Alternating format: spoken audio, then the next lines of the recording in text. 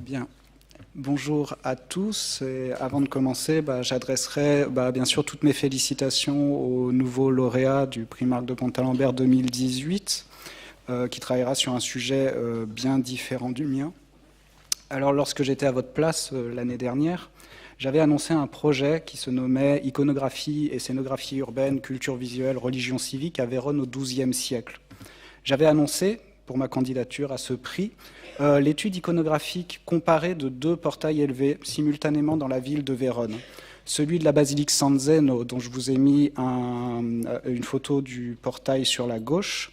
San Zeno, l'évêque de la ville, évêque fondateur de la ville à partir de 362 après Jésus-Christ, et qui est enterré dans cette basilique hors les murs, cette basilique suburbaine. Et l'autre objet de mon étude était le Duomo de la ville, la cathédrale Santa Maria Matricolaris, dont je vous ai mis le portail sur la diapositive de droite. Alors les deux portails sont érigés devant deux édifices particulièrement importants pour la cité. Ils respectent la même structure architecturale.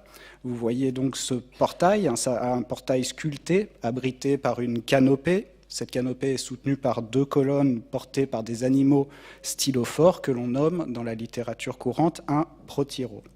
Ils sont signés du même maître d'œuvre, à savoir Niccolò, qui est un maître d'œuvre actif dans le nord de l'Italie sur ce premier tiers du XIIe siècle. Et enfin, ils datent quasiment de la même année tous les deux. Celui de San Zeno à gauche date de 1138, il est signé de 1138. Celui du Duomo à droite est signé de 1139. Alors ces nombreuses similitudes, structure, date, hauteur, et le fait que ces portails soient les seules édifications de ce type dans la cité sur la période, ce sont les seuls protyries de ce type sur animaux stylophores, m'ont amené à penser que les deux bâtiments pouvaient être en fait le fruit d'un seul chantier et même d'une seule politique édilitaire qu'il s'agissait donc de comprendre. Alors à partir de ce constat, j'ai considéré la Vérone médiévale un peu comme un laboratoire de travail, un laboratoire à la fois méthodologique et un laboratoire emblématique de phénomènes qui pouvaient se passer dans les villes italiennes sur cette période, dans le nord de l'Italie.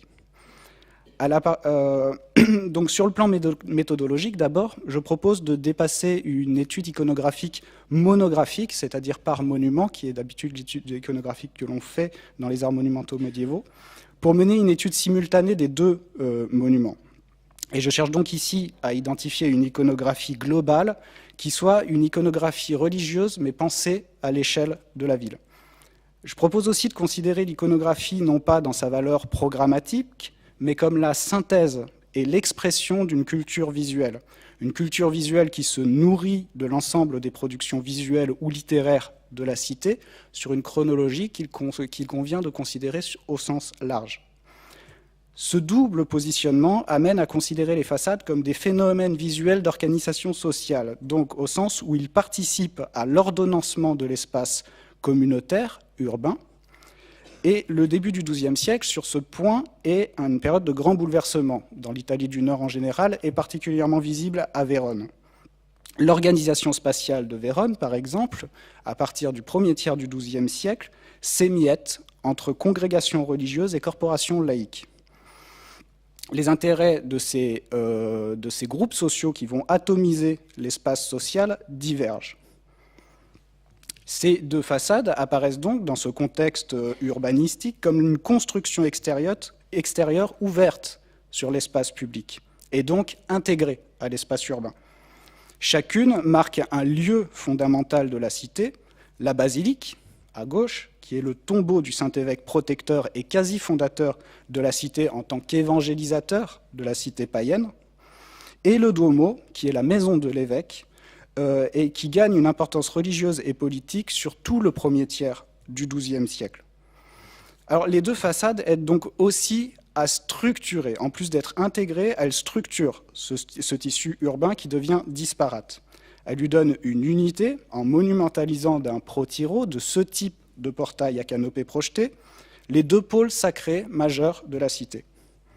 Et enfin, à partir de ces premières orientations, je voyais comme finalité de proposer l'analyse des deux façades comme une source supplémentaire pour cerner ce que les historiens nomment depuis à peu près 20 ans la religion civique.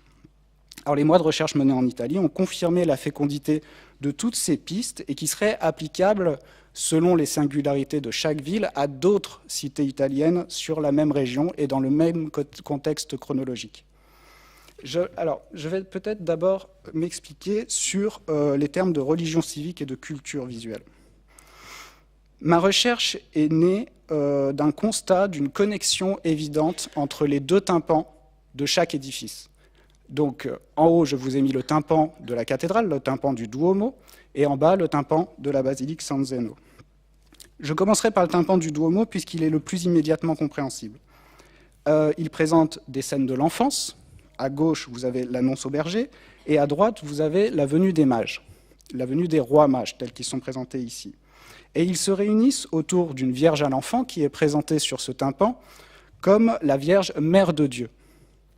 Alors, dans l'exégèse la plus diffusée, les deux groupes, bergers et mages, symbolisent les deux versants de l'Église. Depuis saint Augustin, qui est l'exégèse la plus développée, la plus diffusée, les bergers juifs et les mages païens sont les deux murailles de l'édifice ecclésiologique qui viennent se réunir autour du Christ pierre angulaire, qui est ici incarné dans le sein de sa mère.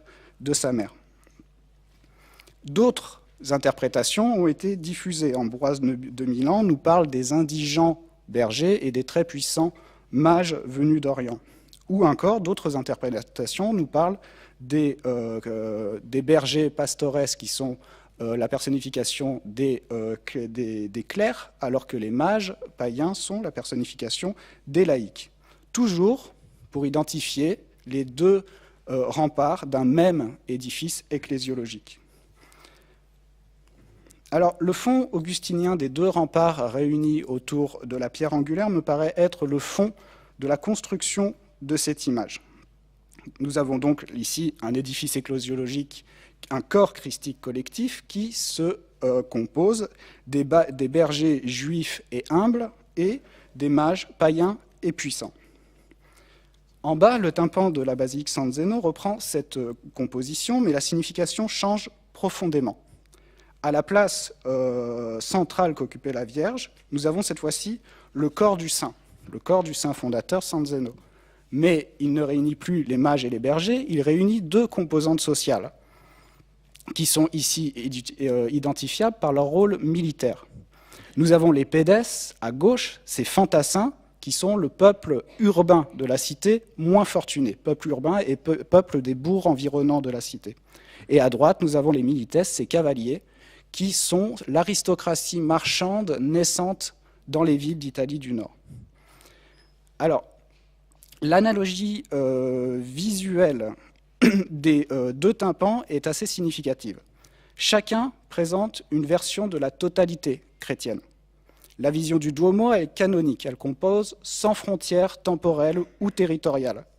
L'autre, celle de San Zeno, construit une corporation avec la même ampleur théologique, virginale, ecclésiologique, mais elle est cette fois sociale, locale et contemporaine. En cela réside un premier aspect de la religion civique identifié par les historiens, qui est, et notamment par André Vauchet, qui est la volonté de contenir une théologie universelle chrétienne à l'intérieur des murs de la cité, à l'intérieur de son histoire, à l'intérieur de sa culture. C'est contenir le macrocosme chrétien dans le microcosme civique. À partir de ces deux tympans, j'ai d'abord cru que le décor de la cathédrale était une extension de celui de la basilique suburbaine. Celui de San Zeno a été construit très lentement, sur près de 200 ans. Et je voyais donc celui de la cathédrale comme une vitrification, en une seule campagne très rapide, des thématiques qui avaient été élaborées à San Zeno. Alors cette première analyse partait en fait d'une vision d'un antagonisme, ou du moins d'une concurrence, entre les communautés religieuses qui gèrent chacun des édifices. D'un côté, le siège épiscopal et son chapitre pour le Duomo, à l'intérieur des murs de la cité, et de l'autre côté, les bénédictins de San Zeno qui vivent dans ce monastère qui est attenant à la basilique. Ici, donc, notre basilique suburbaine. Je vous ai remis le tracé du mur antique qui est toujours en usage au XIIe siècle. Alors, cela est une vision, me semble-t-il, en partie erronée, parce qu'il est certain que les communautés religieuses, les deux communautés religieuses, ont des intérêts qui divergent. mais elles sont en charge d'une gestion de lieux qui dépasse leurs simples intérêts. Il s'agit de lieux structurants de la topographie urbaine de Vérone et surtout de la topographie mentale de Vérone. Ils fonctionnent comme des lieux de mémoire qui plongent leurs racines dans l'histoire de la cité. Et il convient donc de penser les portails que je vous ai montrés dans la diapositive précédente comme conçus pour monumentaliser et figurer ces deux lieux. Et alors cette articulation passe essentiellement par la continuité des principes créatifs qui composent chacun des portails. Nous avons bien sûr les thèmes iconographiques qui vont s'agencer sur chacune des façades. Nous avons l'ornement, principalement végétal et pleinement signifiant, qui anime l'ensemble de ces façades. Nous avons l'épigraphie, les inscriptions, qui viennent composer un poème versifié continu sur chacune de ces façades. Nous avons enfin l'architecture, qui est reprise sur les deux monuments, et bien sûr la plastique même de l'image, puisque je vous rappelle qu'un seul maître d'œuvre a travaillé sur les deux portails. Alors j'ai étudié cet assemblage visuel avec précision pour identifier cette culture visuelle qui serait partagée sur deux pôles de la cité, et je me suis rendu compte que l'imagerie qui compose ces portails puise essentiellement dans la mémoire de la cité, la mémoire qu'elle soit visuelle ou littéraire, et qu'elle réagence tout cela pour construire un présent très concret. Alors, ce présent passe par la reconstruction d'une topographie urbaine et d'une topographie mentale. Pour cerner le développement d'une religion civique véronaise, j'ai d'abord cerné la place du saint lui-même dans la mentalité de la ville. Alors ceci est passé en dépouillant un corpus de textes assez divers, notamment les sermons du saint, qui sont précieusement conservés dans le chapitre, dans des manuscrits du IXe siècle pour les plus anciens témoignages qu'il nous reste. La géographie du saint, ou devrais-je dire les hagiographies, puisque la vie du saint a été recomposée sur plusieurs siècles jusqu'au début du XIIe siècle, avant l'érection des deux portails. Les textes poétiques qui sont écrits pour la cité et dans lesquels le saint tient justement une place prépondérante. Et enfin, des sources, disons, liturgiques, des messes, des oraisons, des prières qui invoquent les compétences du saint. Alors cela m'a permis de reconstruire l'histoire miraculeuse du saint, ses vertus, sa personnalité et ses capacités qui sont mobilisées dans l'histoire de la cité. Alors on remarque rapidement que Zéno est partout présent à Vérone.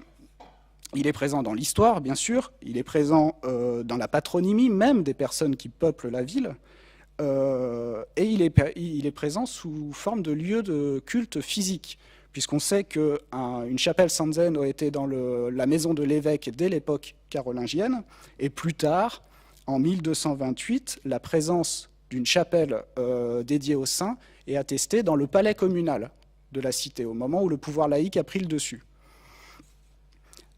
La recherche in situ et la consultation de manuscrits liturgiques, la prise de connaissance de tout ce travail sur la géographie du saint, ont quelque peu réorienté ma recherche initiale, puisque je me suis rendu compte que plutôt que d'identifier la figure abstraite du saint dans une sorte d'imaginaire collectif, il m'a semblé beaucoup plus intéressant de cerner la place que tient le lieu de la conservation de son corps, plutôt que le personnage lui-même. Et de faire de même pour le Duomo, et cette analyse comparative a donné des résultats assez intéressants. Le vocable de la cathédrale, depuis l'époque carolingienne, est Santa Maria Matricolaris, autrement dit Sainte Marie, mère de toutes les églises. Mais il varie dans les documents administratifs, liturgiques et dans les inscriptions monumentales, dans l'épigraphie. On le qualifie aussi de Santa Maria Dei Genitrix, Sainte Marie, mère de Dieu, ou encore Santa Maria Mater Ecclesiae, Marie, mère des églises. Sa date de consécration, la date de consécration de l'édifice, qui est la date anniversaire de l'édifice, le 5 août, est elle-même une fête liturgique de la cité. Et enfin, à la fin du XIIe siècle, lorsqu'elle sera reconsacrée à la fin des travaux qui finalisent l'édifice, elle gardera des appellations semblables. On l'appellera Domus Ecclesiae, la maison des églises, ou Domus Pleuis Dei, plus intéressant, la maison du peuple de Dieu. La basilique, elle, à gauche, est toujours nommée Basilica. Les fêtes du saint qui animent la vie de la cité sont au nombre de 3 dans le calendrier véronnais. Nous avons d'abord son Dies Natalis, qui dans la vie d'un saint est en fait le jour de sa mort, qui est à Vérone le 12 avril. Nous avons celle du transfert de ces reliques dans le nouvel édifice carolingien, quelques siècles avant l'érection de ce portail, qui est fixé au 21 mai, la date est incertaine, sans doute 807. Mais la fête principale de Vérone, qui anime toute la cité, c'est le 8 décembre. Et le 8 décembre, c'est la date de la consécratio ou de la dédicatio du saint, qui, dans la vie d'un saint, est celle de sa consécration épiscopale. Mais il est intéressant d'observer un glissement dans le calendrier véronnais, puisque ce 8 décembre devient celle de la dédicace de l'ancien édifice carolingien, la dédicace de l'édifice dans lequel le saint a été transféré et dans lequel il se trouve toujours, dans le même lieu. Donc la géographie du saint, dans sa version finale, au XIIe siècle, apporte des éléments qui concourent. Il décrit certes la sainteté du personnage, avec une hagiographie développée et un enchaînement de miracles intéressants à étudier, mais on observe que plus de la moitié du texte expose la sacralité du lieu de conservation de sa dépouille. Et cette hagiographie, toute cette seconde partie de la géographie, confirme une sanctuarisation de la parcelle de terre dans laquelle repose la dépouille du saint. Et il s'agit de comprendre ça, pas seulement d'un point de vue purement abstrait ou spirituel, puisque ça a des conséquences directes dans la vie de la cité. Je citerai juste un acte administratif de la délibération du Conseil citadin à Vérone en 1178, donc soit 40 ans après l'érection de ces portails et à la fin des travaux finaux de l'abbatiale San Zeno. Et cet acte interdit tout contentieux envers les possessions de l'abbaye, des moines bénédictins, tout contentieux envers les possessions territoriales. Et l'acte se termine en expliquant que cette interdiction se fait parce que San Zeno nostrum corpus factum est, que de San Zeno notre corps est fait. De ce constat émerge un second aspect de la religion civique, également identifié par les historiens dans des études plus récentes. Les cités italiennes du XIIe siècle, et Vérone en est un bel exemple, sont capables de se construire une identité commune et de se construire cette identité à partir de leur saint local. Toutefois, cette identité commune, ce saint qui unifie la ville, n'empêche pas les revendications et les litiges entre les différents organes sociaux. Ces litiges se font notamment pour les bénéfices politiques et pécuniaires de la gestion du corps du saint qui amène beaucoup de flux de pèlerins. Et les fêtes sont justement un grand bénéfice pour l'ensemble de la cité. Alors, mon hypothèse serait que la plupart des catégories sociales dominantes à ce moment ont des intérêts dans l'administration de la basilique comme dans celle du Duomo. Et c'est un des éléments qui fait de ces deux édifices en tant que lieu, qu'il fait qu'ils ont la capacité de fédérer politiquement la ville. Comme ils appartiennent d'une part à personne et en plus à tout le monde, ils sont capables de fédérer toutes les forces antagonistes dans la cité. L'autre élément clé de la religion civique vient de ce que San Zeno n'est pas le seul agent de cette identité commune. L'identité de la cité est en fait double, en tout cas à Vérone. Laïque, communauté religieuse, chapitre, épiscopat, et en fait le peuple dans son ensemble, se reconnaissent tous comme membres d'une entité composite. Ils sont d'abord les enfants de la mère matricielle, de cette Maria Dei Genitrix, mère de Dieu que nous avons vue au tympan de la cathédrale. C'est la mère du corps des citoyens.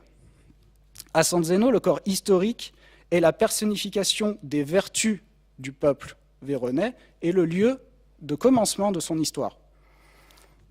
Ces considérations me semblent capitales pour comprendre la place des deux édifices dans la topographie véronaise, tant géographique que mentale, comme je l'ai dit.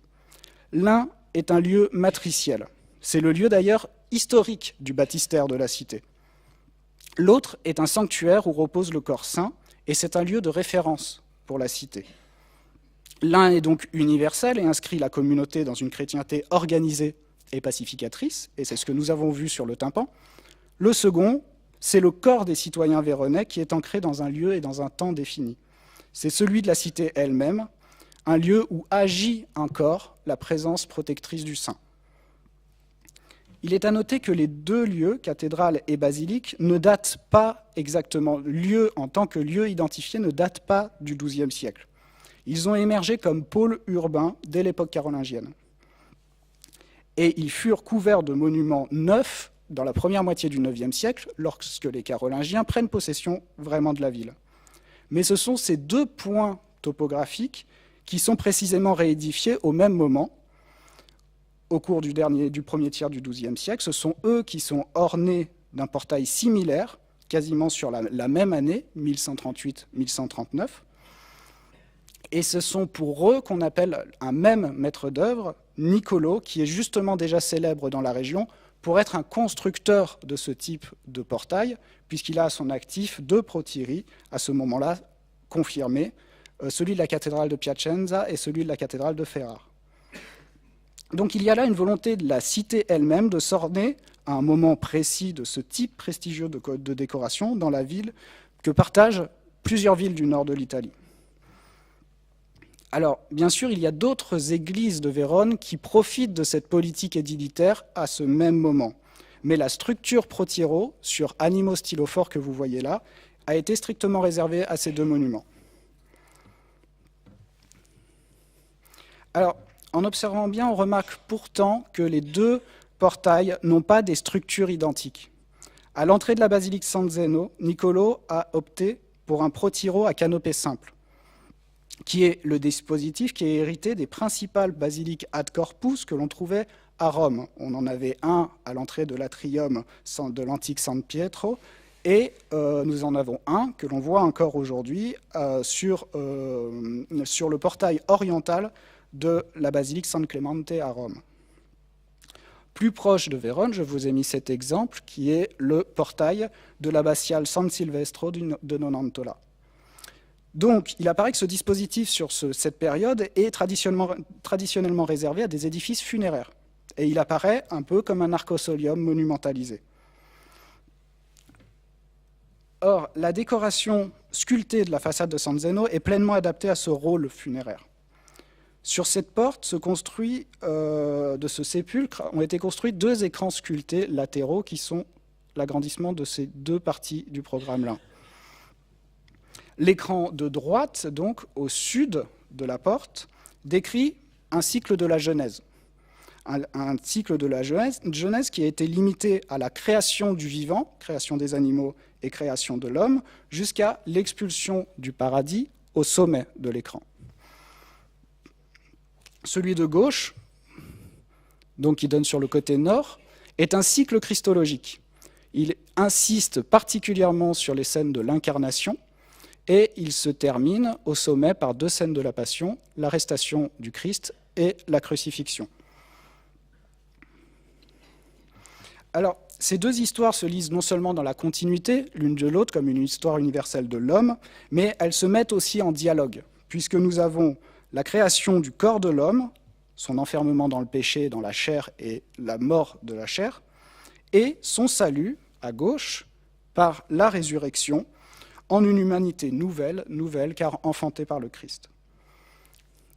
Alors, c'est un discours assez classique, il y aurait beaucoup à en dire, mais cette opposition est assez classique.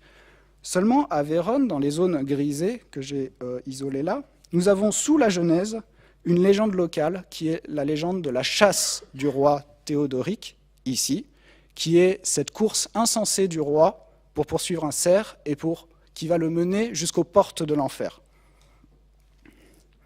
Nous avons sous le cycle christologique ici une autre scène légendaire que je n'identifie pas encore tout à fait, mais j'espère que ça ne saurait tarder, qui est une joute chevaleresque mythique, un combat à mort pour la défense d'une personnification ici de la chasteté.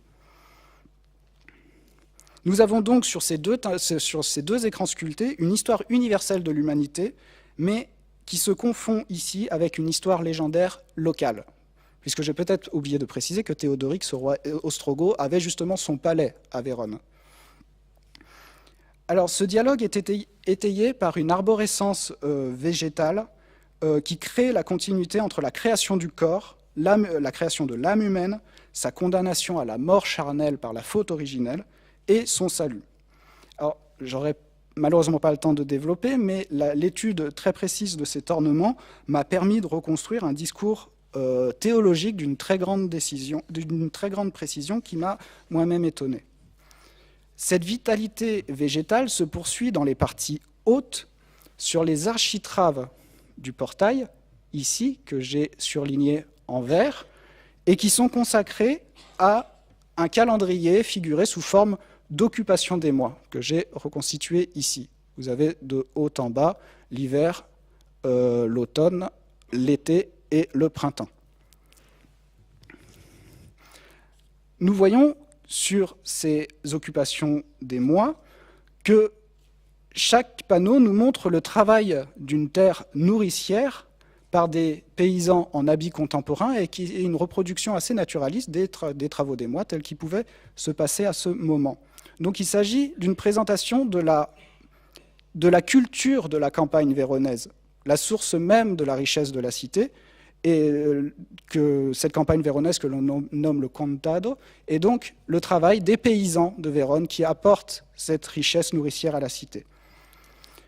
Tout ce discours, de la base du portail jusqu'à ces architraves, nous montre donc en synthèse que la naissance de l'homme nouveau chrétien est en réalité celle du peuple véronnais évangélisé par son saint évêque. Alors qu'au sommet du portail éclot la richesse agraire de la cité sous la forme de ces occupations des mois. Ces paysans, par leur travail, qui peinent à construire la cité de Dieu augustinienne, qui est ici incarnée dans la Vérone du XIIe siècle. Alors, l'image ecclésiologique que j'ai évoquée au début de cette communication apparaît au centre de ce décor comme un sceau, comme une sorte de sceau médiéval apposé au front de la basilique. Mais contrairement aux sceaux médiévaux qu'on peut connaître sur cette même période, Zéno n'est pas apposé sur un horizon architectural de Vérone, il n'est pas apposé sur des bâtiments, il est apposé sur des personnifications de tous les organes sociaux de la cité. Nous avons le peuple urbain fantassin à gauche, ce peuple bourgeois moins fortuné de la cité, et nous avons l'aristocratie marchande à droite. Nous avons les paysans du contado, que je viens de montrer, sur l'architrave. Et le linteau lui-même, ici, permet de poursuivre cette incorporation civique. Vous avez ici l'histoire de San Zeno, la géographie, qui se lit de droite à gauche, avec la succession de plusieurs miracles. Zéno chasse le démon qui possédait un paysan. Ici, il offre des poissons à deux envoyés de l'empereur venus lui demander d'exorciser la fille de l'empereur, ici. Et enfin, l'empereur qui offre la couronne impériale à Zéno pour qu'il retourne chez lui, à Vérone, évangéliser la ville. Or, on remarque que Zéno apparaît ici, dans le premier miracle, comme un humble moine en train de pêcher dans le fleuve Adige, le fleuve qui traverse Vérone. Alors que sur la gauche, devant l'empereur, il apparaît comme un puissant évêque exorciste. Et un puissant évêque exorciste qui gagne justement le respect de l'empereur, puisque celui-ci lui offre sa couronne et lui offre en quelque sorte Vérone. C'est donc l'ensemble de l'Église véronaise, institution assemblée du peuple fonctionnalisé, qu'incorpore le saint. Et ce peuple se revendique comme originaire du corps même de Zéno. Il se place sous sa protection et il se voit irrigué de sa vertu. Enfin, l'inscription du tympan, qui vient couronner ce discours, nous dit « L'évêque donne au peuple, populo, une enseigne ou un signal, signum, digne d'un rempart, et Zéno donne l'étendard, vexillum, le cœur serein, corde sereno ». Alors cette inscription apparaît comme une formule de legs, en fait, puisque le saint corde sereno, le cœur serein, est une formule mémorielle que l'on retrouve particulièrement dans les épitaphes de prélats. Il donne en héritage le vexillum, qui est la bannière de la cité et que portent les deux forces armées de la cité. Et cette bannière est un signal, signum, ou une enseigne, et qu'il est bon de rapprocher des prophéties messianiques d'Isaïe, qui évoquaient le signal dressé pour les nations, interprété comme une annonce de la naissance du Christ. Le signum d'Isaïe appelle les nations, les gentes, à se réunir. Sur le tympan de San Zeno, ce signal réunit le populo dans sa diversité, autour de cette bannière qui a été dressée comme ce signal. Alors, le portail de la cathédrale, malgré une apparence proche, est en réalité construit très différemment de celui de San Zeno. Le maître d'œuvre adapte ici un portail à double étage, un protiro à double canopée. Et ce type de portail, sur la période concernée, qui est apparu à Modène au tout début, fin du XIe, tout début du XIIe siècle, a été utilisé par Niccolo à Piacenza et à Ferrare. Et je vous ai mis ici l'exemple de la cathédrale de Parme, un peu plus tardif. Il est important de remarquer que ce type de structure à double étage est exclusivement réservé sur la période aux églises cathédrales. Et il vient monumentaliser la porte, comme un ciborium qui viendrait monumentaliser l'autel, à un moment où justement la théologie du Christ-porte est très vivante. L'agencement de la décoration est lui aussi très différent de celui de San Zeno. Il n'est plus arborescent, mais il est radiant par un effet de mosaïque de petits motifs végétaux et zoomorphes qui viennent composer un effet d'irradiation sur les ébrasements de la porte, dont je vous ai mis des agrandissements ici. Nous avons sur toute la largeur de la porte un groupe de prophètes qui tiennent leur rouleau et qui annoncent les prophéties. Ces prophètes dont Isaïe annonce le signal qui est cette fois dressé pour réunir les nations sur le tympan, et cette fois-ci les nations des Écritures, les mages gentils, païens, et les bergers hébraïques. La porte se présente donc comme l'accès à la mère de Dieu qui trône au milieu du tympan, et elle est construite comme une porte céleste, puisque les animaux qui portent les colonnes sont des griffons, qui sont des animaux à la fois terrestres et célestes, qui font la liaison entre terre et ciel. Et enfin, elle est gardée par 2 gardes palatins en armure ici, que l'on identifie comme Roland et Olivier, 2 gardiens carolingiens. On remarque sur ces ébrasements que le groupe de prophètes est tout à fait signifiant, puisque ceux qui sont situés sur l'ébrasement de gauche, qui donne au nord, montrent l'entrée de la porte, et ils tiennent des rouleaux qui annoncent la naissance du Christ, alors que ceux qui sont à droite montrent l'extérieur de la porte, un sens de sortie, et annoncent le royaume, l'instauration du royaume de Dieu.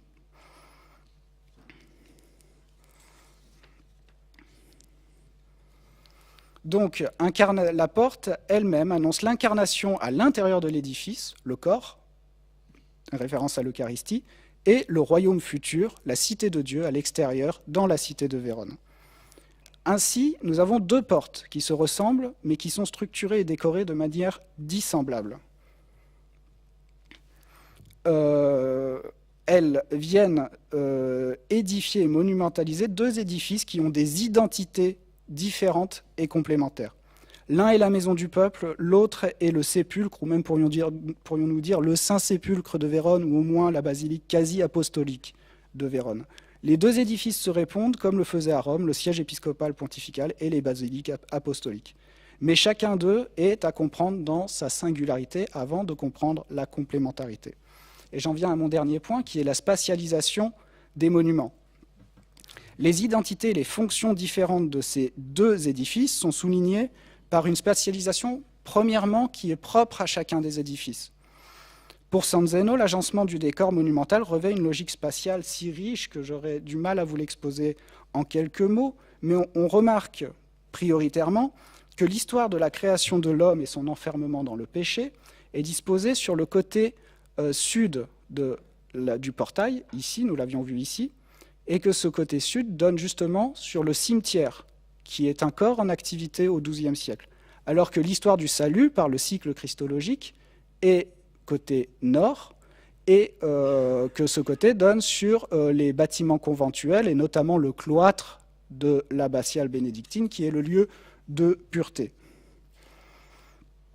On le voyait aussi avec la latéralisation des cycles des mois qu'on a vu, l'occupation des mois, puisque les mois de printemps, qui sont les mois des passions humaines violentes, étaient côté sud, donc côté Genèse et côté cimetière, alors que les mois d'hiver, qui sont les mois dans le calendrier liturgique de l'incarnation, étaient côté nord et côté bâtiment conventuel. Et il en est de même pour la cathédrale, puisque nous avions vu sur le tympan qui se trouve ici que les mages étaient à droite et que les bergers étaient à gauche. Or, les mages laïques sont du côté de l'accès sur la place du Dôme par la Via del Duomo ici, alors que les bergers, qui sont des personnifications de clercs, sont côté nord, côté bâtiment conventuel du chapitre, cathédrale, et côté du cloître de cette cathédrale.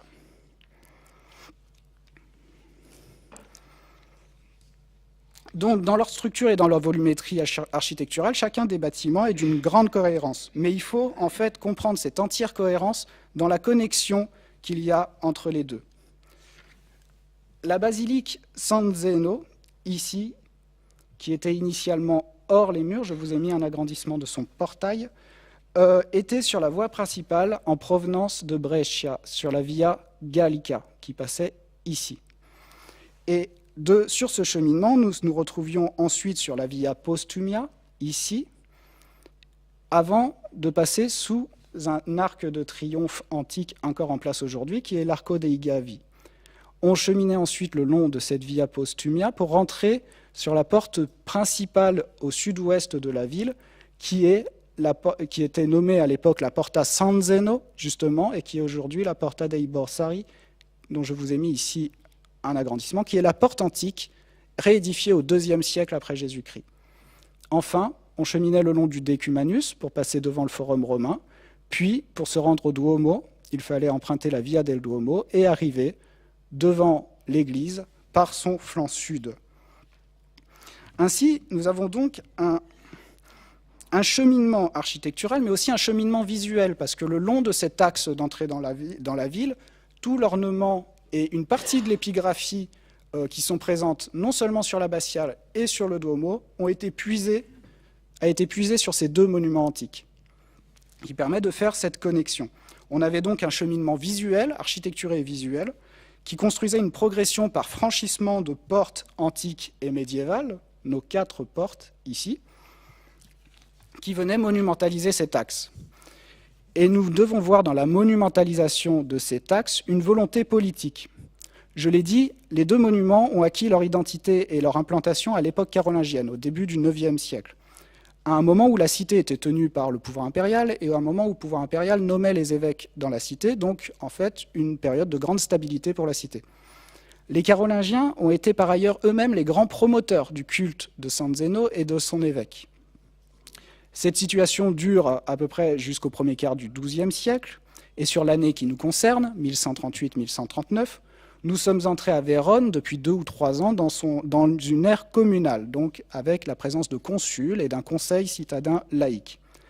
L'évêque à ce moment est le premier évêque de l'histoire de Vérone à être lui-même un Véronnais, libéré de l'influence impériale, et qui doit composer avec ses pouvoirs laïques nouveaux et le pouvoir des différentes congrégations religieuses. Il y a donc une urgence pour la stabilisation de la commune et de la ville dans son entièreté, et donc de la construction d'une identité civique commune.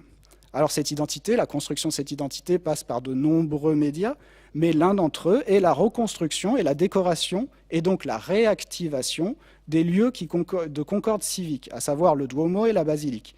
Ces deux édifices qui vont justement réactiver ces deux pôles sur un mode chrétien, universel et local, l'axe originel romain d'entrée dans la cité antique. Donc voici pour l'essentiel le contenu de ma recherche, et je conclurai en reprenant les quelques objectifs de base, puisque mon premier objectif était de proposer une image qui pouvait être utilisée comme source de compréhension historique à la religion civique sur le terrain urbain italien. Et je crois que l'objectif est atteint, puisqu'on peut considérer d'un point de vue d'histoire de l'art ces images comme l'expression visuelle, programmée et partagée d'une culture visuelle. Si on se désolidarise d'une analyse programmatique dépendante de l'édifice et du fait historique qui le concerne immédiatement, ces images peuvent être éloquentes sur ce point. Le second objectif était de mener l'analyse de l'image sur l'ensemble de ses déclinaisons visuelles. Je l'ai dit, les thèmes, l'ornement, l'épigraphie, la structure architecturale, la spatialisation, la plastique. Et sur ce point, la recherche a été extrêmement fructueuse pour faire parler ces édifices. Le troisième objectif concernait l'urbanisme. ou plutôt dans le titre du projet initial, la scénographie urbaine. Et comme je l'ai dit, à l'aune de la recherche sur du prix Marc de Montalembert, j'ai quelque peu changé de point de vue, voire de questionnement. Il y a eu à Vérone, peu avant 1140, une politique édilitaire délibérée pour les deux édifices. Mais la volonté n'est sans doute pas urbanistique au sens où nous l'entendons aujourd'hui, mais plutôt de monumentalisation de la topographie de la cité. Alors cela pose la question de l'insertion d'un monument dans l'horizon urbain dans la médiévistique actuelle. Ces 15 dernières années, les études sur le monde médiéval ont défini l'espace ecclésial comme une construction sacrée de l'espace social. L'histoire des arts s'est emparée justement de ces résultats pour considérer l'édifice comme hiérarchiquement construit de sa porte jusqu'à l'autel, avec une progression de seuil qui mène à l'autel, qui est le lieu de la rencontre avec la divinité. Mes résultats appellent un peu à affiner ces questions, car ces façades que j'ai étudiées ici sont certes des seuils d'entrée, des lieux de passage, de franchissement, mais ce sont aussi des dispositifs extérieurs qui expriment dans l'espace public les enjeux du monument. Alors plus qu'un simple seuil d'entrée, la porte est un lieu de liaison entre l'espace civique et sa monumentalisation. Et l'identité du monument lui-même est importante pour ce genre de questionnement. Si le Duomo et la basilique de Vérone sont des églises au sens propre et qu'elles monumentalisent des espaces ecclésiaux, ces deux espaces ne sont pas de même valeur. L'une est une basilique urbaine, un lieu funéraire, l'autre est un lieu matriciel, le lieu historique du baptistère de la ville. La question de la distinction du rôle symbolique de ces édifices dans la cité, mentale et locale, et les enjeux particuliers des congrégations religieuses, me semble-t-il, serait intéressant à creuser pour mieux comprendre les dispositifs sculptés monumentaux à l'entrée de ces édifices. Alors j'ai eu pendant cette année l'occasion de communiquer plusieurs fois mes résultats lors de journées d'études de colloques. L'un sera sans doute publié sous forme d'acte et je vais reprendre l'ensemble de ce matériau pour tenter de publier un article beaucoup plus développé prochainement. Il me reste à remercier bien sûr tous ceux qui m'ont accompagné dans cette recherche, le personnel de l'INHA notamment, Isabelle Marchesin pour son regard scientifique, son accompagnement et son œil beaucoup plus aiguisé depuis mon retour d'Italie, le personnel de l'INHA, Benjamin Veil et Magali Marcus, ceux qui avaient soutenu ce projet, Étienne Anheim, Anne-Orange Poilpré et Cécile Voyer. Je remercie bien sûr Daniel Russo, sans qui ce projet n'aurait sans doute pas été écrit à l'origine. Et enfin, il me reste à remercier monsieur et madame Marc de Montalembert pour ce prix et pour l'expérience italienne que cela m'a permis de vivre, une expérience scientifique, donc avec la rencontre de différents personnels de l'Université de Vérone, l'expérience bien sûr intellectuelle sur place, d'avoir pu échanger avec ces personnes, et puis en tant qu'historien d'art, l'expérience humaine et esthétique dans ces différentes villes d'Italie que j'ai pu visiter attentivement. Donc encore merci pour ça.